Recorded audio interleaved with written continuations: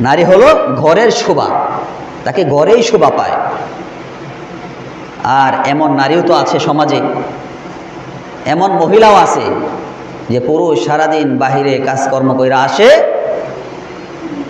রাসূল সাল্লাল্লাহু আলাইহি ওয়াসাল্লাম বলেছেন, স্ত্রী হলো আমার চোখের শীতলতা।